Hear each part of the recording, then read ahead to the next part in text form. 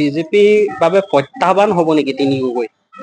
তেওঁলোকৰ ভাৱে মই ক'বলৈ গ'লে সাধাৰণ ভোটাৰ হিচাপে তেওঁলোকৰ মাইনাছ পইণ্ট।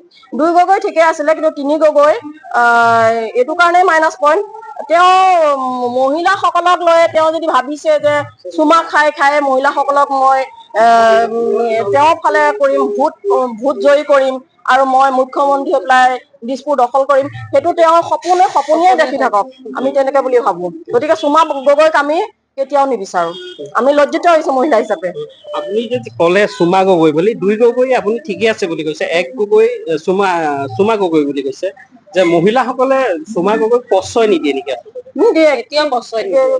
তেওঁ অশ্লীল যি আচৰণ, সেই লৈ পেলাই আমি কোনো সুখী নহয় আৰু তেনেকুৱা এজনক আমি মুখ্যমন্ত্ৰী হিচাপে কেতিয়াও নিবিচাৰো। হয়, নমস্কাৰ, মই পলাশপ্ৰিয়ম। ৰাজ্যত এতিয়া নিৰ্বাচনৰ গৰম বতাহ আৰু প্ৰতিটো ৰাজনৈতিক দলই যিসকল প্ৰাৰ্থী আছে, প্ৰাৰ্থীসকল এতিয়া ব্যস্ত তেওঁলোকৰ নিৰ্বাচনী প্ৰচাৰত। আৰু মই বৰ্তমান যিহেতু বিহালী বিধানসভা সমষ্টিত উপস্থিত আছো আৰু মোৰ লগত দুগৰাকী সাধাৰণ মহিলা ভোটাৰ আছে, মই তেওঁলোকৰ মনৰ কথা জানিব বিচাৰিম। তেওঁলোকে বা কেনে এখন চৰকাৰ বিচাৰে বা কেনে এখন চৰকাৰ আহিলে তেওঁলোকৰ উন্নয়ন হ'ব, সেই বিষয়ে কিছু কথা পাতিম। হয় বাইদেউ, আপোনালোকৰ কাষলৈ আহিছো, যিহেতু নিৰ্বাচন সমাগত অহা 9 এপ্ৰিল তাৰিখে নিৰ্বাচন অনুষ্ঠিত হ'ব ৰাজ্যত আৰু প্ৰতিটো ৰাজনীতিক দলেই এতিয়া ব্যস্ত তেওঁলোকৰ নিৰ্বাচনী প্ৰচাৰত। আৰু বিহালীতো বিজেপিয়ে প্ৰাৰ্থিত্ব দিছে মুনীন্দ্ৰ দাসক, আৰু মুনীন্দ্ৰ দাসৰ লগতে মিত্ৰজোঁটৰ এগৰাকী প্ৰাৰ্থী আছে CPML দলৰ জ্ঞানন্দ চৰকাৰ, আৰু নিৰ্দলীয় দুগৰাকীকৈ প্ৰাৰ্থী থিয় হৈছে।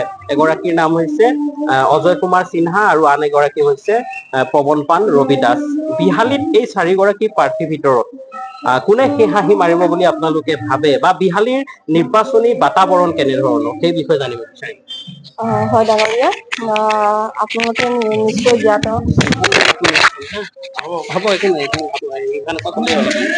হয় কওক। নিশ্চয় জ্ঞাত, যিগৰাকী বিজেপি দলে প্ৰাৰ্থিত্ব দিছে মুনীন্দ্ৰ দাস, তেওঁ অতি সাধাৰণ ঘৰৰ ল'ৰা আৰু আজি আমাৰ অসমৰ ভিতৰতেই ক'বলৈ গ'লে তেওঁ এজন অতি দুখীয়া পৰিয়ালৰ ল'ৰা। তেনেকুৱা এজন ল'ৰাক আমাৰ বিজেপি চৰকাৰখনে টিকেট দিছে, গতিকে সেই ল'ৰাজন সকলোৰে লগত মিলিব পৰা ল'ৰা আৰু তেওঁ বিপুল ভোটত লৈ পেলাই আমাৰ বিহালীৰ পৰা আগবাঢ়িব আৰু ৰাইজে খুব আশাবাদী।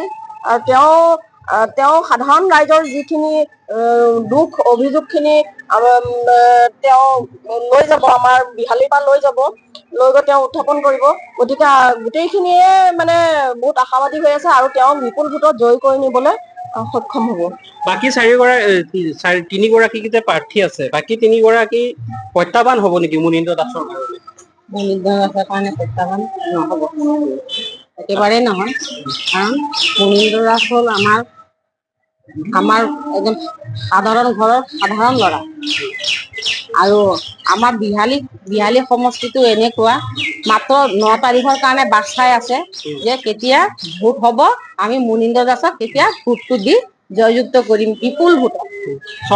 চৰকাৰক লৈ কিবা ক'ব, চৰকাৰখনক লৈ আপোনালোক সন্তুষ্ট নে, বা চৰকাৰৰ কোনবোৰ কাম আপোনালোকৰ ভাল লাগে? এইখন চৰকাৰৰ আমাৰ চব কামেই ভাল লাগিছে। উন্নয়ন বুলি ক'লে ৰাস্তা ঘাট পদূলিৰ পৰা ধৰি আপোনাৰ যিবিলাক শ্বহীদ সকলৰ কাৰণে চিন্তা কৰিছে এইখন চৰকাৰে, আপোনাৰ ল'ৰা ছোৱালীৰ কাৰণে চিন্তা কৰিছে, আই মাতৃৰ কাৰণে চিন্তা কৰিছে, দুখীয়া দৰিদ্ৰৰ কাৰণে চিন্তা কৰিছে। আপোনাৰ ধৰক আগতে চাউল আমি কিনি খাব লাগে, কণ্ট্ৰলৰ পৰাই চাউল কিনি খাব লাগে, এইখন চৰকাৰ হোৱাৰ পৰা আমাক বিনামূলীয়াকে চাউল দিছে। তাৰ উপৰিও এতিয়া দালি চাউল চেনি এইখিনিতো দিছে, তেওঁ আকৌ প্ৰতিশ্ৰুতি দিছে চৰকাৰ এইখন চৰকাৰ হোৱাৰ পাছত মিঠাতেলো দিম বুলি কৈছে।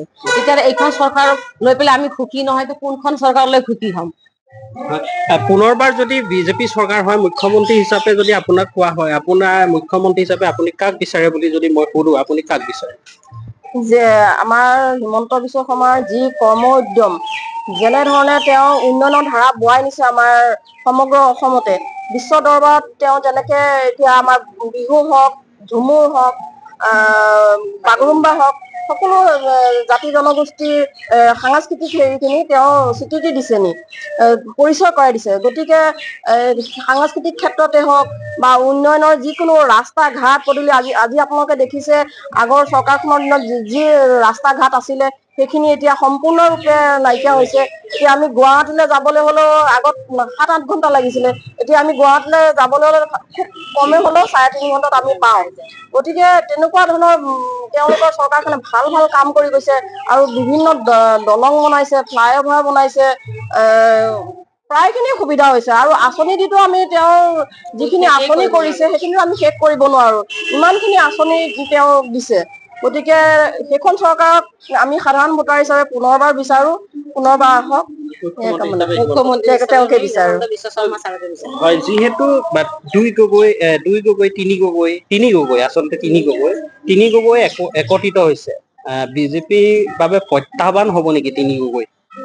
তেওঁলোকৰ বাবে মই কবলৈ গলে সাধাৰণ ভোটাৰ হিচাপে তেওঁলোকৰ মাইনাছ পইণ্ট।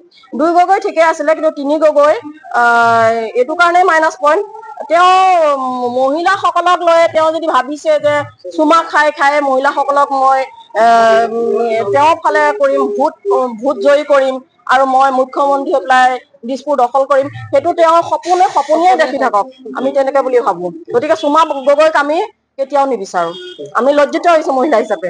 আপুনি যদি কলে চুমা গগৈ বুলি, 2 গগৈ আপুনি ঠিকে আছে বুলি কৈছে, 1 গগৈ চুমা গগৈ বুলি কৈছে, যে মহিলাসকলে চুমা গগৈক প্ৰশ্ৰয় নিদিয়ে নেকি? নিদিয়ে, কেতিয়াও প্ৰশ্ৰয় নিদিয়ে। তেওঁ অশ্লীল যি আচৰণ, সেই লৈ পেলাই আমি কোনো সুখী নহয়, আৰু তেনেকুৱা এজনক আমি মুখ্যমন্ত্ৰী হিচাপে কেতিয়াও নিবিচাৰো। মানে অখিল গগৈক আপোনালোকে মুখ্যমন্ত্ৰী হিচাপে কেতিয়াও নিবিচাৰো, অখিল গগৈক আমি মুখ্যমন্ত্ৰী হিচাপে কেতিয়াও নিবিচাৰো। তেওঁক আমি মানে কি কম, মহিলা হৈ পেলাই আমি বহুত লজ্জিত হৈছো। আচলতে 2 গগৈ ঠিকেই আছিলে ন? 2 গগৈ ঠিকে আছিলে, কিন্তু আমাৰ বিজেপিৰ কাৰণে বিজেপি চৰকাৰখনে কোনো প্ৰত্যাহ্বান নহয়, তেওঁলোকে একো কৰিব নোৱাৰে। আমাৰ চৰকাৰ পুনৰবাৰ আমাৰ বিজেপি চৰকাৰেই হ'ব। হয়, ধন্যবাদ জনাইছো। এয়া আছিলে বিহালীৰ দুগৰাকীকৈ সাধাৰণ মহিলা ভোটাৰ, তেওঁলোকৰ মনৰ কথা জানিবলৈ আজি আমি প্ৰয়াস কৰিলো। আৰু তেওঁলোকে কৈছে যে স্পষ্টভাৱে কৈছে বিজেপি চৰকাৰে অসমত পুনৰবাৰ হ'ব, আৰু মুখ্যমন্ত্ৰী হিচাপে হিমন্ত বিশ্ব শৰ্মাই পুনৰবাৰ তেখেতে মুখ্যমন্ত্ৰী হ'ব বুলি তেওঁলোকে স্পষ্টভাৱে কৈছে। আৰু 3 গগৈ প্ৰসংগত তেওঁলোকে উল্লেখ কৰিছে যে 3 গগৈ বিজেপিৰ কাৰণে কোনো ধৰণৰ প্ৰত্যাহ্বান নহয়।